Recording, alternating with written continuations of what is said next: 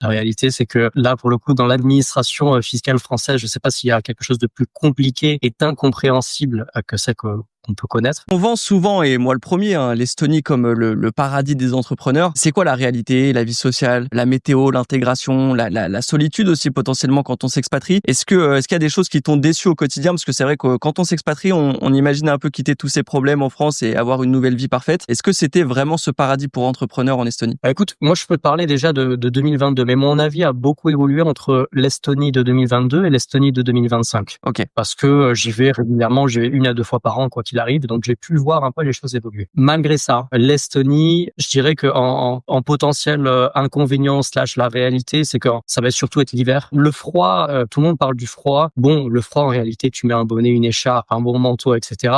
Voilà, t'as chaud, il y a pas de souci. Donc ça, c'est pas vraiment un problème. Par contre, c'est plutôt au niveau de la luminosité. Je dirais que à partir de novembre jusqu'à avril-mai, en termes de luminosité, c'est franchement pas ça. Et puis, tu as aussi ce climat un peu gris qui peut jouer sur ton humeur. Donc, luminosité et climat un peu gris, même après, franchement, même au mois de juin, sans exagérer, même juin, août, quand j'y étais, il a plu, etc. Pourtant, en tant que Français, tu vas être habitué à du grand soleil, grand ciel bleu, etc. Bon, c'est pas vraiment ça. Et moi, je pense qu'en tant qu'entrepreneur, il y a quand même quelque chose de très important, ça va être ton humeur, ta joie de vivre, ton énergie de manière générale. Et je m'en suis bien rendu compte, j'ai passé un hiver complet en Estonie et que ça a affecté réellement ma productivité et donc, indirectement, les performances de mon entreprise. Et je suis dans un stade de ma vie où j'ai envie d'avoir une entreprise qui est performante. Pour remettre un peu dans le contexte, j'ai une quinzaine de personnes dans mon équipe maintenant. Donc, j'ai envie d'avoir quelque chose de grand, j'ai envie d'évoluer, des choses comme ça. Du coup, je me suis dit quand même, si 8 mois de l'année, plus ou moins, tu sens que tu as une petite baisse d'énergie, des choses comme ça, c'est que c'est dommage. Et puis, le second point, c'est que l'Estonie, en l'occurrence Tallinn, la capitale, ça reste petit. Ça peut être un avantage au début parce que tu peux te familiariser simplement avec tout ce qui se passe dans la ville, etc. Mais au bout d'1 an et demi, je me suis dit quand même que ça commençait à être un désavantage parce que j'avais fait